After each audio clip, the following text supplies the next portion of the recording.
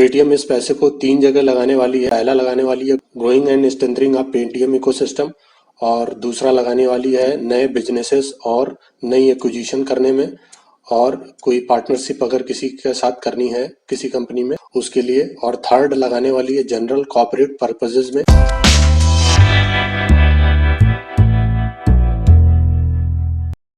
Company के अगर overview की बात करते हैं तो कंपनी 2000 में 197 कम्युनिकेशन लिमिटेड के नाम से लिस्टेड हुई थी, और कंपनी ने 2009 में पेटीएम ऐप लॉन्च किया था। अगर कंपनी के कस्टमर और मर्चेंट को अगर देखते हैं तो 333 मिलियंस के कस्टमर हैं और 21 मिलियन के मर्चेंट्स हैं। और अगर सर्विसेज की बात करते हैं तो ये 3 सर्विसेज प्रोवाइड करती है: comprehensive payment services, commerce and cloud services और फाइनेंशियल सर्विसेज।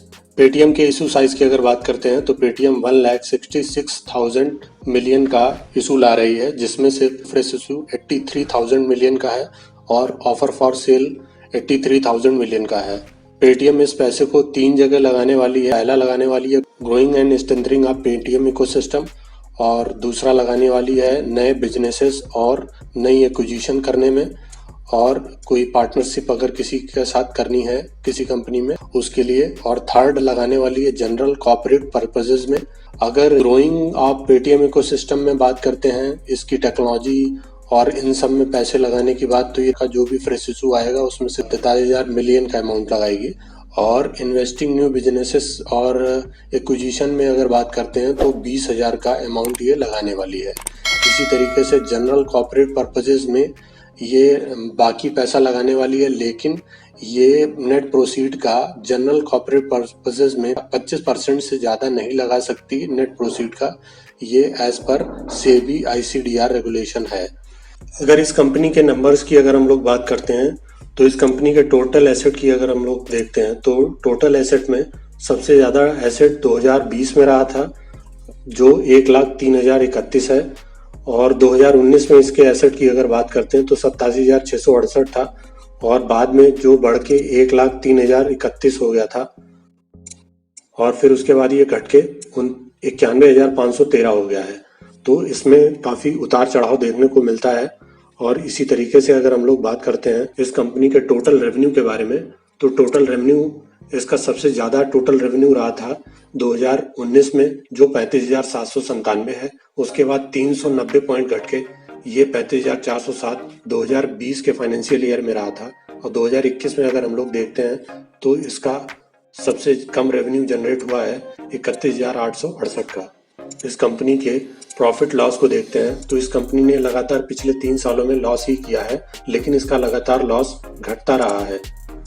अगर हम लोग शुरुआत से लेके अब तक देखते हैं तो इसका लॉस घटता रहा है। 2019 में इसका जो लॉस था वो 42,309 रुपए था, बाद में घट के 29,400 के आसपास हो गया, और इस फाइनेंशियल ईयर में ये लॉस 17,000 के आसपास है। इस कंपनी के एबिटा के बारे में अगर देखते हैं तो इस कंपनी का एबिटा 2019 में -42,000 था, 2020 में -24,000 था, और 2021 में -16,000 है, जो कि हमें लगातार इम्प्रूव होता हुआ दिख रहा है, क्योंकि ये नेगेटिव में है, इसलिए 2021 में ये इम्प्रूव होता हुआ हम लोगों को दिख रहा है। कंपनी की अगर स्ट्रेंथ की बात करें तो कंपनी एक ट्रस्टेड ब्रांड है और इसकी स्केल और रीच काफ़ी बड़ी है, ये काफ़ी मास को कवर करती है। कंपनी अपने पेटीएम ऐप से काफ़ी स्कोप बढ़ाती जा रही है धीरे धीरे। पहले ये केवल डिजिटल पेमेंट करती थी, फिर धीरे धीरे कॉमर्स बिजनेस में भी आई, फिर फाइनेंस के बिजनेस में भी अभी एंट्री कर ली है इसने। तो इस तरीके से अपना स्कोप भी पेटीएम ऐप का काफ़ी बड़ा कर रही है धीरे धीरे। कंपनी फाइनेंशियल सर्विसेज में भी काफ़ी अच्छा परफॉर्म कर रही है। इंश्योरेंस की सेलिंग, इक्विटी, F&O में भी इसने अपनी मार्केट बना ली है, और इसी तरीके से ये इंटरनेशनल मार्केट में भी अपना स्कोप बढ़ा रही है, और बाकी अदर कंट्रीज में भी पेटीएम ऐप के यूजर्स काफ़ी बढ़ रहे हैं। इसी तरीके से अगर हम लोग इस कंपनी के सर्विसेज के यूनिवर्स के बारे में बात करते हैं कि ये कितनी सर्विसेज यूज़ कर रही है अभी, तो इसमें पेटीएम 2009 में लॉन्च हुई थी, तब केवल पेटीएम वॉलेट और पेमेंट गेटवे, केवल यही 2 सर्विसेज थी। 2015 में ये QR कोड को लाई, फिर मूवी टिकटिंग आई, फिर उसके बाद फ्लाइट टिकटिंग आई, इसके बाद 2017 में पेमेंट बैंक, इवेंट टिकटिंग, और 2018 में पेटीएम फर्स्ट गेम आया पोस्ट पेड। ये स्मॉल लोन फैसिलिटी टाइप की एक सर्विस है जिसमें आप पहले बाई कर सकते हैं, बाद में पे करना है। पेटीएम मनी ऐप आया। इसी पेटीएम मनी ऐप पे करंट में अभी डेरिवेटिव और एफ&ओ ट्रेडिंग भी कर सकते हैं। क्रेडिट कार्ड और इंश्योरेंस में भी इसका बिजनेस इसने काफी पकड़ रखा है। तो ये इसकी स्ट्रेंथ को दिखाता है कि ये धीरे धीरे अपने बिजनेसेस को एक्सपैंड कर रहा है। तो कंपनी अपनी सर्विसेज को एक्सपैंड करते हुए बिजनेस को धीरे धीरे बढ़ा रही है।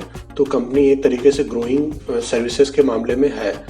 इसी तरीके से अगर हम लोग वीकनेसेस की बात करते हैं तो इस कंपनी के लिए वीकनेस सबसे बड़ी ये होगी कि कंपनी अपने जो पुराने कस्टमर है उनको बनाए रखे और साथ में नए नए कस्टमर और बिजनेसेस को जोड़े रखना इसके लिए काफ़ी कठिन होगा। और जो भी ये ट्रांजैक्शन करती है, अगर उसमें सिक्योरिटी ब्रीच आते हैं या ट्रांजैक्शन फेल्ड होते हैं, उसके केसेस बढ़ते हैं, तो कस्टमर दूसरी जगह स्विच कर सकता है। कंपटीशन के तौर पे अभी कोई कंपनी लिस्टेड तो नहीं है, लेकिन मोबीक्विक का आईपीओ आने वाला है, तो मे भी हो सकता है कि ये कंपनी डिजिटल पेमेंट के तौर पे इसको कंपटीशन दे। बाकी इसके नॉन लिस्टेड कंपटीटर गूगल पे है, अमेजन पे है, फोन पे है। और इसकी हिस्ट्री ऑफ लॉसेस को देखते हैं तो ये भी एक वीकनेस है। अगर ये बने रहते हैं तो भी इस स्टॉक के ज़्यादा ग्रोथ देखने के चांस हम लोगों को नहीं मिलेंगे। अगर कंपनी अपना ब्रांड और रेपुटेशन इंटैक्ट रखती है तो ही आगे मूव कर पाएगी। कंपनी की ब्रांडिंग तो है, लेकिन अगर कस्टमर सेटिस्फैक्शन धीरे धीरे डिटेरिएट करता है तो ब्रांडिंग इसकी खराब भी हो सकती है। इसी तरीके से थर्ड पार्टी रिलेटेड रिस्क इसमें ज़्यादा है, जैसे कि जब भी मैक्सिमम रेवेन्यू इसका ट्रांजैक्शन के थ्रू होता है, अगर पेमेंट गेटवे गड़बड़ होता है तो फिर इसके कंज्यूमर्स को इफेक्ट होगा, जिससे कि कस्टमर बेस इसका गिरेगा। प्रमोटर की शेयर होल्डिंग की अगर बात करते हैं तो मैक्सिमम शेयर पेटीएम के इंटरनेशनल इन्वेस्टर्स के पास है, जैसे एंड फिन कॉर्पोरेशन या सैफ कंपनी एक है इन्वेस्टिंग कंपनी, उसके पास है। इसलिए अगर वो स्टेक अपना धीरे धीरे रिड्यूस करते जाते हैं तो भी कंपनी में के स्टॉक में लिस्ट होने के बाद वीकनेस देखने को मिल सकती है। इसका मैक्सिमम बिजनेस जो है वो इंटरनेट सर्च इंजन पे डिपेंड कर रहा है। ये एक वीकनेस भी है और स्ट्रेंथ भी, क्योंकि इंटरनेट बहुत सारी जगहों पे तो है भी नहीं। अगर इंटरनेट जो दूर दराज के इलाकों में जब इंटरनेट पहुंचेगा तो ट्रांजैक्शन वो भी ऑनलाइन कर सकेंगे। तो ये एक तरीके से स्कोप भी है, लेकिन अगर जैसे जैसे ये स्कोप अपना नहीं बढ़ा पाती है और इंटरनेट सर्च इंजन के हिसाब से नहीं बढ़ा पाती है तो इसके लिए ये वीकनेस है। अदरवाइज के केस में ये इसके लिए स्ट्रेंथ भी है कि जितना ज़्यादा इंटरनेट बढ़ेगा उतना ही ज़्यादा इसका मार्केट कवर भी बढ़ेगा। अब अगर कंपनी के फ्यूचर से रिलेटेड बात करते हैं तो कंपनी का फ्यूचर तो काफ़ी ठीक है। अगर सही से कंपनी परफॉर्म करती है तो जैसे जैसे पॉपुलेशन बढ़ेगी वो ज़्यादा ट्रांजैक्शन करेगी। उनके पास चेंज निकालने के लिए उतना टाइम होता नहीं है एटीएम से, तो मोस्ट प्रोबेबल ज़्यादातर लोग पेटीएम से ही करना पसंद करते हैं, ईजी रहता है। जैसे जैसे मिडिल क्लास की पॉपुलेशन बढ़ेगी कंजम्पशन राइज करेगा, जिसकी वजह से ट्रांजैक्शन होगा तो इसका वो बढ़ेगा। बाकी और कई सारे बिजनेस तो ये कर ही रही है, तो कंजम्पशन में ग्रोसरी का भी बिजनेस बढ़ेगा, इसी तरीके से गेम्स का बढ़ेगा, इंश्योरेंस का बिजनेस भी बढ़ेगा, क्योंकि इंडिया में जो इंश्योरेंस का बिजनेस है काफ़ी डाउन है with respect to US and China, और ये इंश्योरेंस बिजनेस में भी है। और इसी तरीके से अगर लोन बिजनेस की भी बात करते हैं तो लोन बिजनेस में भी इंडिया लैग करता है with respect to US. Loan US में लोग ज़्यादा लेते हैं, यहाँ पे लोन लोग उतना नहीं लेते हैं। इसी तरीके से अगर हम स्मार्टफोन की बात करते हैं तो लास्ट डिकेड में 500 मिलियन के नए यूजर्स आए due to affordability of smartphone. इसी तरीके से अगर हम लोग देखते हैं तो इंटरनेट का जो यूजर बेस है वो भी बढ़ने वाला है। 2026 तक 100 मिलियन तक यूजर बेस बढ़ने के चांसेस हैं। तो जैसा लास्ट पॉइंट में वीकनेस में मैंने बोला था कि इंटरनेट जैसे वो वीकनेस तो है, लेकिन अगर आप वो कवर नहीं कर पा रहे हैं, तो अगर कवर कर ले रहे हैं उतना बेस हर जगह पहुंच जा रहे हैं, जैसे जम्मू कश्मीर और इन सब जगह पे तो अभी कई जगह इंटरनेट है ही नहीं, और वहाँ पे तो ये सारी चीज़ें हो ही नहीं पा रही हैं कि पेटीएम वहाँ पे नहीं होगा या नेट नहीं आ रहा है तो कैसे होगा ट्रांजैक्शन।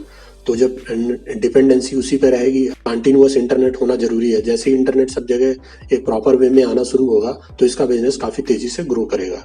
हम लोग जैसा देख रहे हैं 2026 तक एक्सपेक्टेशन है कि 1 बिलियन इंटरनेट यूजर और बढ़ जाएंगे। इसी के साथ हम लोग देख रहे हैं कि कंपनी में पोटेंशियल है ग्रो करने का, लेकिन अभी लॉस मेकिंग है क्योंकि स्टार्टअप है और इसको प्रमोशनल मार्केटिंग या ये सब की चीज़ों में एक्सपेंसेस ज़्यादा करने पड़ते हैं। तो कंपनी अच्छी है, लेकिन अगर उसे जब तक प्रॉफिट पे नहीं आएगी तब तक ये प्रॉब्लम है इसके साथ। अगर कंपनी के लिस्टिंग गेन के बारे में बात करते हैं तो कंपनी एक्चुअली इस समय जितनी भी कंपनियां आ रही हैं, जैसे कि अभी जोमेटो भी लॉस मेकिंग एक स्टार्टअप कंपनी थी, वो भी प्रीमियम पे लॉन्च हुई थी। एक्चुअली अभी मार्केट बुलिश चल रही है, तो बुल फेज में अगर अभी कोई भी स्टॉक आता है, मैक्सिमम लोग स्टार्टअप जितने वाले हैं वो इसलिए ला भी रहे हैं कि उनको एक अच्छा एंट्री पॉइंट मिले लिस्टिंग के टाइम पे। इसलिए ये लिस्टिंग गेन के बिहाफ पे अगर कंपनी इस समय आती है और मार्केट लगभग 15,000 के ऊपर चल रही है तो मार्केट में गेन देखने को मिल ही सकता है। इवन लॉस मेकिंग कंपनी में भी लिस्टिंग गेन मिल ही जाएगा।